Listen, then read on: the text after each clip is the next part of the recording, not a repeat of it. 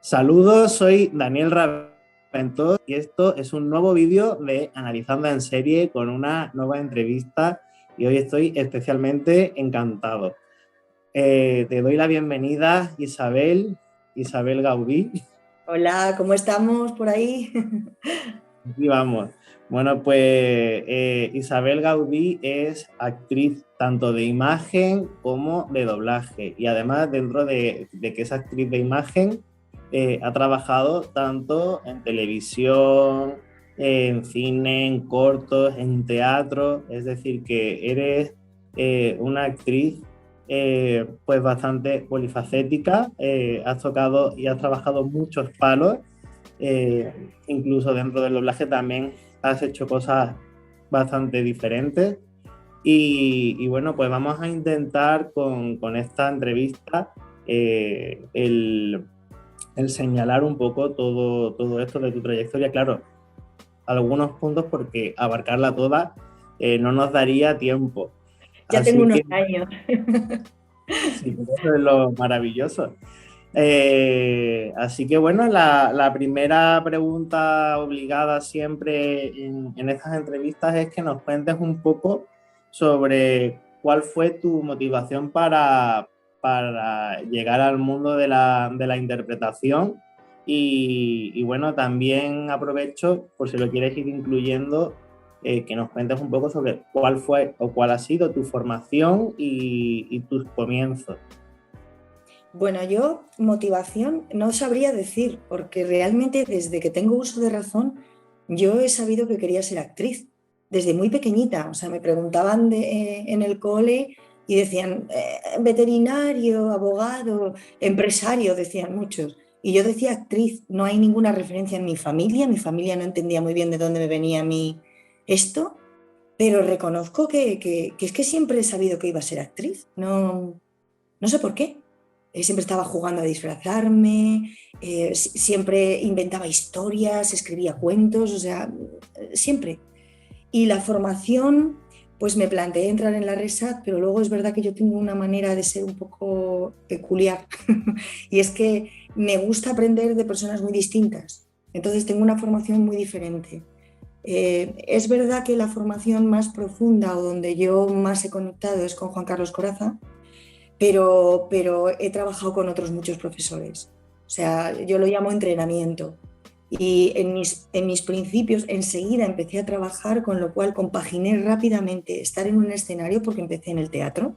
En mi época se empezaba en el teatro, había muy poca televisión y había cine, pero era como otro mundo. Entonces, normalmente los actores empezábamos, empecé haciendo figuración, o sea, como de toda la vida, meritoriaje y ascendiendo. Entonces iba compaginando el estar en el escenario, el aprender, pues por ejemplo, con Florinda Chico, aprender con estos actores de siempre, con buscar formaciones ya más técnicas. Y lo iba haciendo a la vez. Entonces, me interesaba mucho, pues eso, ahora la voz, ahora el cuerpo. Me han hablado de este profesor, de esta profesora, y allá que iba yo. Entonces tengo una formación muy variada. Y eso es lo que más me interesaba, ¿no? Los puntos de vista, porque yo creo que como actor tú te vas formando y al final lo que eliges es tu propio sistema, ¿no? Tu propia manera de enfocar el trabajo. Claro, claro, pues sí. Y dentro de todo esto, decías que habías comenzado con teatro. Sí. Tengo entendido que tus primeros trabajos en televisión fueron a partir de los 90 ya prácticamente, ¿no? Sí. Yo empecé en el teatro, de hecho, mi carrera estaba en el teatro, quizá porque en mi época es verdad que los condicionantes físicos pesaban mucho. Yo tengo una nariz muy peculiar, es mi nariz, no me planteo en la vida operarme. Y en mi época se buscaba una imagen mucho más perfecta, ¿no? Y yo hacía pruebas que pasaba y cuando llegaba a las pruebas de cámara, tropezábamos. Entonces no me peleé con aquello, dije, pues voy a estar en el lugar donde esto no es tan importante. Y entonces me centré en el teatro. Y a medida que iba avanzando en el teatro y iban viendo mi trabajo, entonces me empezaron a llamar para televisión. Entonces sí, yo creo que igual tenía 26 años cuando hice mi primera intervención en una serie de televisión. Es posible que tuviera 26 años ya. Sí. Curiosamente, fíjate que ahora es todo lo contrario. Los estereotipos se mantienen siempre en el tiempo, pero que sí es verdad que ahora se da muchísima más oportunidad y también se busca mucho precisamente que actores y actrices tengan características, digamos, en las que haya algo peculiar, algo reconocible o sobre todo que haya diversidad de cuerpos, de imagen. Es decir, Totalmente, totalmente. Pero es verdad que cuando yo tenía 20 años, o esa es mi experiencia, sí, sí, sí. yo tenía muchas dificultades para ir a imagen y sobre todo en cine. Y después la cosa fue modificándose, claro, es que de 20 a 26 son 6 años donde todo evolucionó mucho. De hecho, había mucha más televisión que cuando yo empecé. Y entonces sí se empezó a abrir, sí se empezó a ver que había otro tipo de mujeres o chicas jóvenes atractivas, ¿no? O que no había que ser perfecta, no sé. A mí se me abrió el mundo, pero se me abrió el mundo yo creo que a raíz de que empezaron a ir a verme al teatro y a ver quién era yo, ¿no? Como actriz. Y luego que yo en cámara daba bien, o sea que no tenía ningún inconveniente, solo que, bueno, las modas van cambiando, gracias a Dios. Gracias, Sí, gracias. sí. Bueno, de hecho, mencionábamos series. ¿Tuviste papeles mm, más duraderos o menos duraderos? Pero que, bueno, al fin y al cabo, vamos a decir que todo suma, ¿no? O sea, apareciste en series míticas según también cada Sí, generación, sí, sí, como sí, por sí, ejemplo Hermanos de Leche. sí. Ese fue eh, mi primer personaje grande en Hermanos de Leche. Hermanos de Leche, yo creo que mucha gente que me vea en el canal ni sabrá lo que era esa serie. Yo sí que me acuerdo. Y eso que no era de mi edad, pero yo la veía igual. Querido Maestro, que era una serie que a mí me gustaba mucho de pequeño. Raquel busca su sitio. Compañeros. Manos a la obra. HKM. Y en Cuéntame cómo pasó. Es decir, tienes un recorrido en el que, o sea, no todo el mundo puede decir que ha aparecido en series que han sido tan icónicas de la televisión en España. Totalmente. Y además, mira, querido maestro, lo recuerdo, pero con muchísimo cariño, porque fue la primera vez que me dieron un personaje en continuidad, o sea, un personaje fijo. Era muy chiquitito, no salía en todos los capítulos, salía a lo mejor un capítulo, dos no, uno sí, dos no, tres sí. Era discontinuo, un fijo discontinuo. Pero mi experiencia con Imanol Arias fue maravillosa. O sea, me acogió, me arropó, me cuidó, pero precioso, porque fue la primera vez que yo me sentí parte de un equipo. Ya no es ir a hacer un capítulo o dos y marcharte, sino que tú te sientes parte de ese equipo. Y la recuerdo como algo maravilloso, la verdad, sí. Bueno, y luego además es que me imagino que el ir apareciendo en todas estas series también te da la oportunidad de que te vean más, que te reconozcan más. Pero si hay un papel de imagen por el que eres especialmente recordada y conocida, yo creo que fue un personaje que se fue ganando también el cariño de los espectadores por cómo era, por en fin, todo su contexto. Es el rol de Sharon en Ana y los Siete, serie en la que apareciste entre 2002 y 2005. Y bueno, pues cuéntanos un poco cómo fue esa experiencia, ¿no? con este rol. Ese es mi papel de mi vida de tele, porque además fue maravilloso, porque era un personaje completamente alejado a mí. Yo siempre había interpretado mujeres elegantes, sofisticadas, serias, aunque fuesen comedia, y de repente decidí cortarme el pelo, pero cortísimo, o sea, absolutamente Antes de que se cortísimo. pusiera de moda. Pero de verdad, o sea, los directores de casting se quedaron horrorizados porque decían, claro, ¿ahora qué? tú tienes un rol muy determinado, la chica joven elegante, sofisticada, la ejecutiva, la abogada, la mujer del empresario, no sé qué. Yo decía, ya, pero yo quiero ser otras cosas. Y Elena Arnau me dio la oportunidad de grabarme un vídeo. Bueno, voy a resumir. El caso es que me empezaron a grabar para ver qué podía hacer yo con esto, y Amado Cruz me llamó para las pruebas de Ana y los siete, y con ese aspecto de pelito corto, ¿no? Entonces fue como abrir un nuevo camino para mí de casting, es decir, ya puedo hacer otras cosas. Y era un personaje que no se parecía a mí en nada. De hecho, para hacer la prueba me tuve que disfrazar muchísimo y hacer un buen trabajo, porque Sharon y yo, nada.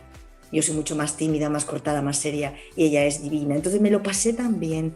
El equipo de Ana y los siete era maravilloso. Éramos un grupo, éramos una piña. Adoro a Ana Obregón. Ana era mi amiga. Nos llevábamos fenomenal, me cuidaba, nos ayudábamos, nos reíamos tanto. O sea, vamos, fueron 5 años, pero de cine. Y ese personaje a mí me ayudó mucho. Me hice muy popular. Es verdad que de ser una persona completamente, de pasar desapercibida por la calle a de repente ser famosa, que dices, ay madre, ¿qué hago con esto? ¿No? De no poder ir a la compra, de no poder ir en el autobús, ni por la calle, porque claro, para ir de un sitio a otro podía tardar horas, porque todo el mundo me abrazaba, todo el mundo me daba besos por la calle y me abrazaba, y claro, a mí me emocionaba muchísimo. Y claro, me cambió la vida profesionalmente, personalmente, y como actriz aprendí muchísimo, porque estar de continuo tantos años en una serie con un fijo, a nivel técnico y a nivel de actor, yo aprendí muchísimo. Entonces es mi personaje, disfruto muchísimo y la adoro, y todavía los que me reconocen me llaman Sharon por la calle y yo me doy la vuelta, reacciono rápidamente, soy Sharon. Adoro ese trabajo, la verdad.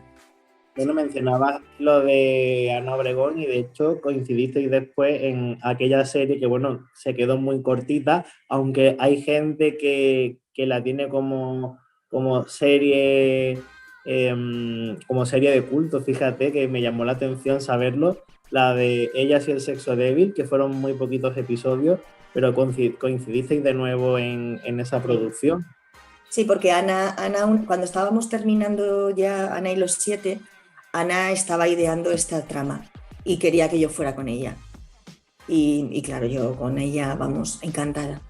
Pero bueno, la serie esta no funcionó, hubo muchos inconvenientes y no hicimos 8 capítulos, se emitieron 3, y fue muy divertido para mí porque pasé de ser la stripper así, pibón y buena persona y tal, a ser la fea de la serie. En Ellas el sexo débil yo era Rosa, que era un cardo, y me lo pasé también muy bien, porque a mí lo que me gusta es eso, ¿no? De variar y poder interpretar cosas muy distintas, cambiar, sí. Mira, quería aprovechar que estábamos hablando de Ana y los siete, ya que tú has participado en ella, como a lo mejor ahora con perspectiva, ¿qué opinas de lo siguiente? Porque este tema surgió en un momento dado hace un par de años aquí en mi canal. Estaba enseñando a un amigo coreano escenas de vídeos o de cabeceras de programas, sobre todo de temática infantil y familiar, Verano Azul y otras muchas cosas de aquí de España. Y temáticas que se trataban, por ejemplo, lo de la menstruación, ¿no? En Verano Azul y tal. Entonces, claro, a un coreano muchas de las cosas que le ponían le llamaban la atención, y entonces una de las cosas que le puse fue la cabecera de Ana y los siete, y le explicaba que era una serie familiar. Le dije, mira, esto es una serie familiar y va sobre 7 niños y no sé cuántos, y claro, de repente él empieza a ver la cabecera, ¿no? Con todos los bailes de stripper en la barra, y yo le iba traduciendo parte de la letra. ¿Qué es lo que baila Ana? Que todo el mundo le tiene ganas, que no sé cuándo. Y claro, yo decía, es que le tienen ganas significa esto. Y él me decía, ¿esto cómo puede ser? Esto es una voz. Porque esto fue en inglés el vídeo. Claro, él me decía, no, dice, pero esto es una serie familiar. Dice, pero bueno, ¿cómo le ponéis estas cosas allí a los niños? No sé cuánto, pero qué clase de país sois tan picaresco, ¿no?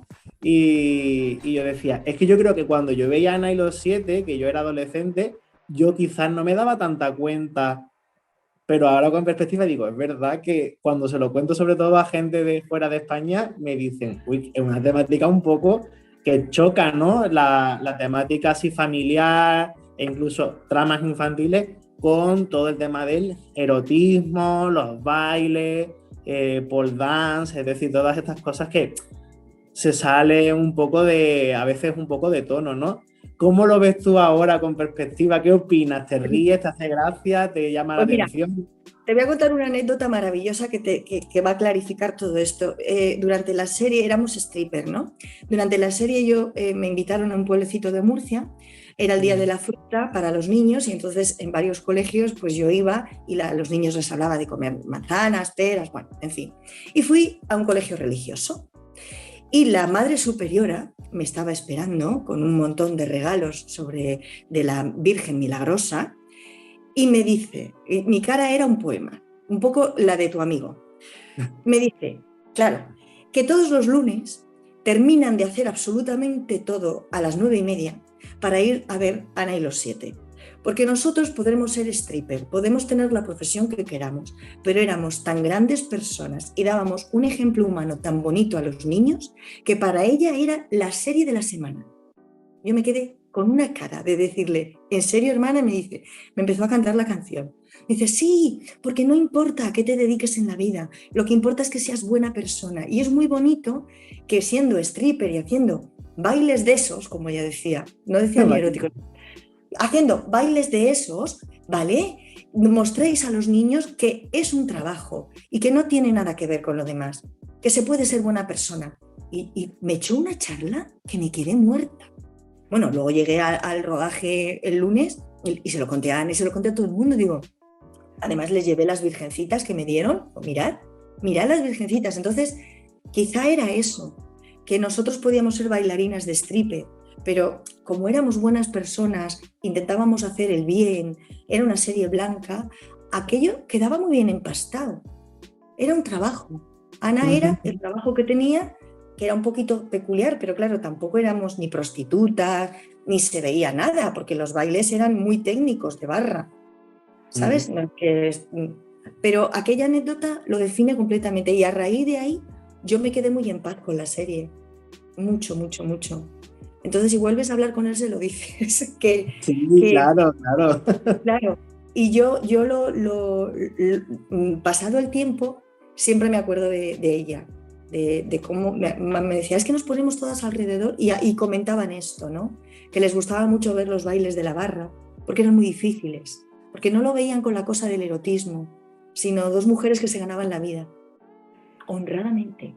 Entonces, creo que esto fue esta y otra anécdota muy especial, fueron dos cosas que me iluminaron mucho la serie a mí.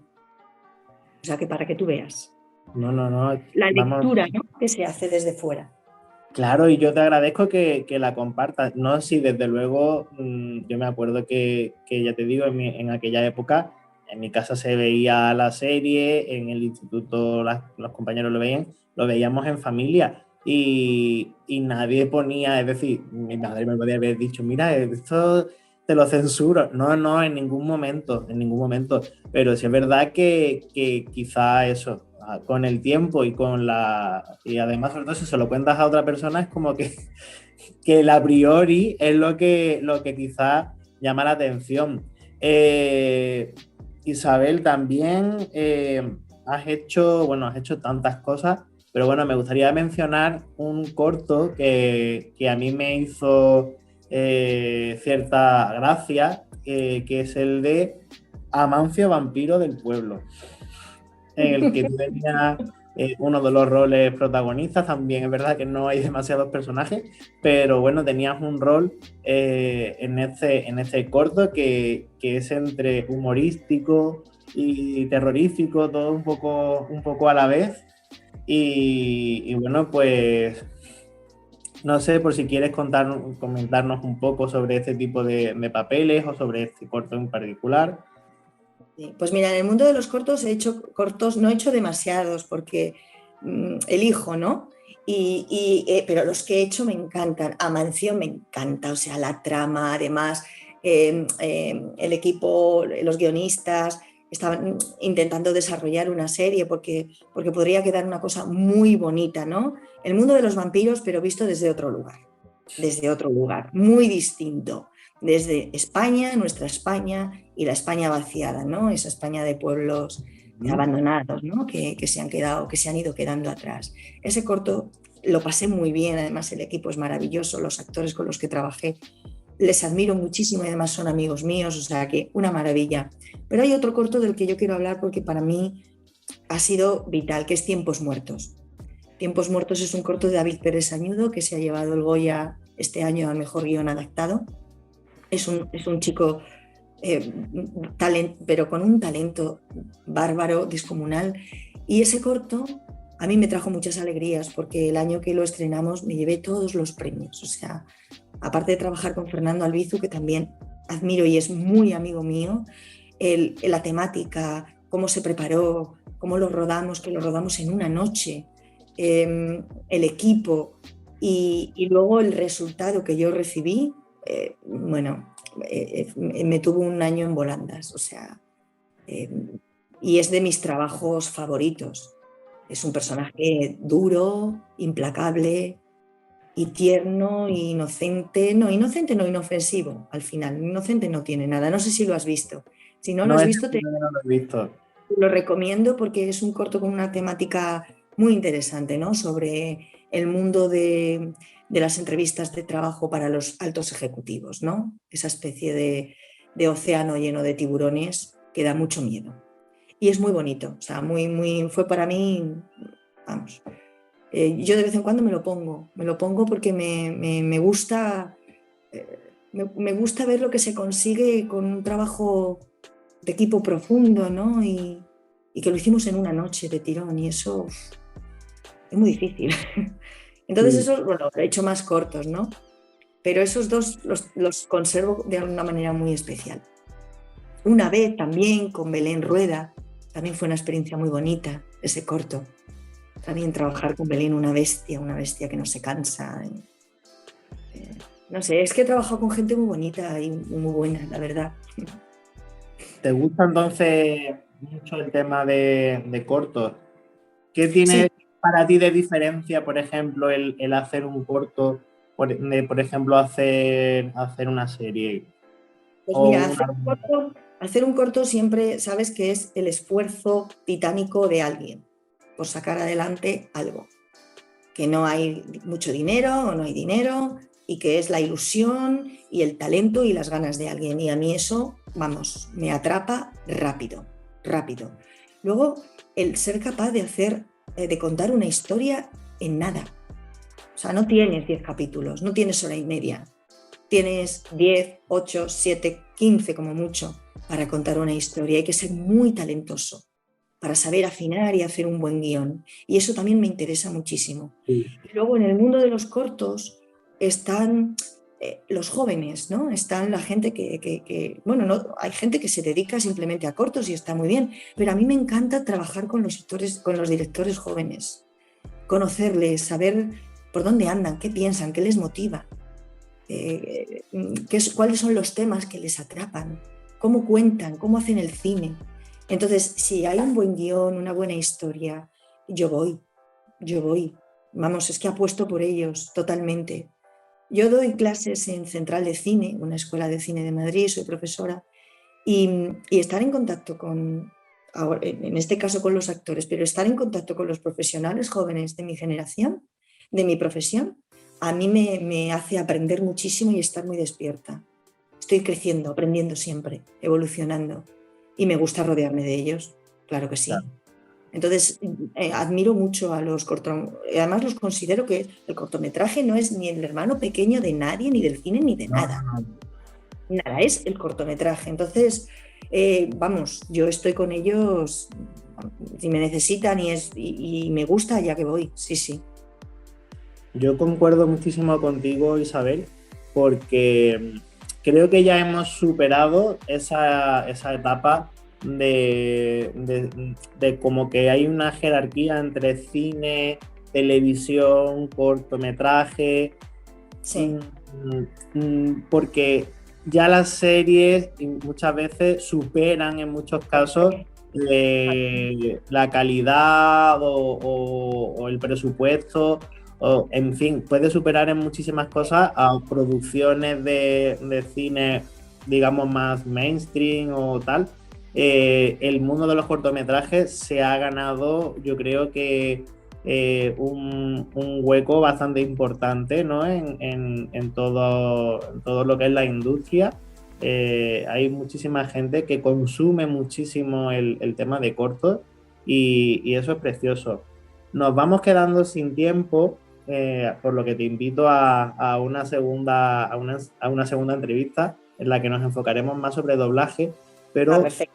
en brevísimo me gustaría mencionar, para que no se quede en el aire, que efectivamente, como mencionabas antes, has hecho bastante teatro, mucho teatro. Sí, mucho teatro, mucho, mucho. Ya he notado aquí, no he tenido el gusto de verla, pero me llamaba mucho la atención, sobre todo por el título y porque además creo que es obra tuya, Ni Telma ni Luis. Sí, mi tema es que yo, bueno, yo escribo también. Me gusta escribir, tengo algunas Biblias de algunas ideas para series y tal. Y luego es verdad que tengo 3 obras de teatro, de hecho una la estrenó Galeana, Manuel Galeana la dirigió, que es Una casa sin techo, una historia muy bonita. Y Ni Telma ni Luis es la historia de 2 mujeres, pues con crisis, es una comedia. Sí, me gusta mucho escribir, la verdad, cuando puedo lo hago. Sí. Mira qué Bueno, bien, eso no lo sabe casi nadie. pues es que yo me intento documentar bien y me llamó mucho la atención el título. Lo que pasa es que, por desgracia, eh, mm, sobre teatro, muchas veces cuando hago entrevistas y tenéis cosas de teatro, hay muy poca información en redes. Es verdad. Evidentemente, no soy omnisciente como para ni para verlo todo, ni he podido tener la capacidad de ver todo lo que habéis hecho. Y ya que el teatro, además, muchas veces ni siquiera está de alguna manera documentado, filmado, o al menos a veces no hay ni siquiera una sinopsis o hay algo, Sí. aparece el título, entonces a veces acceder a esa información es bastante difícil. Por eso, bueno, pues te lo pregunto un poco siempre a ciegas, por desgracia. Pues Pero en el próximo ratito que echemos juntos hablamos un poquito de ello y yo te puedo proporcionar material de teatro, porque es verdad que se queda siempre como colgado y da rabia. pues lo dejamos aquí por ahora. Te invito a ti e invito a nuestros espectadores a que vean una segunda parte con una nueva entrevista a ti, Isabel, en donde te tomo la oferta y hablaremos un poquito más en profundo. Te invito a que desarrolles el tema del teatro y además yo te lo agradeceré enormemente. Y hablaremos de tus trabajos en doblaje, que tela El marinera. doblaje también me encanta. En el doblaje me lo paso también, sobre todo con los dibujos. Ahí soy una niña pequeña. Pues con esto terminamos, así que muchísimas Ya, gracias, ya sabéis, like, suscripciones nuevas, compartir, comentar, todas esas cosas que ayudan y nos vemos muy pronto, mientras yo gracias. aquí seguiré analizando en serie.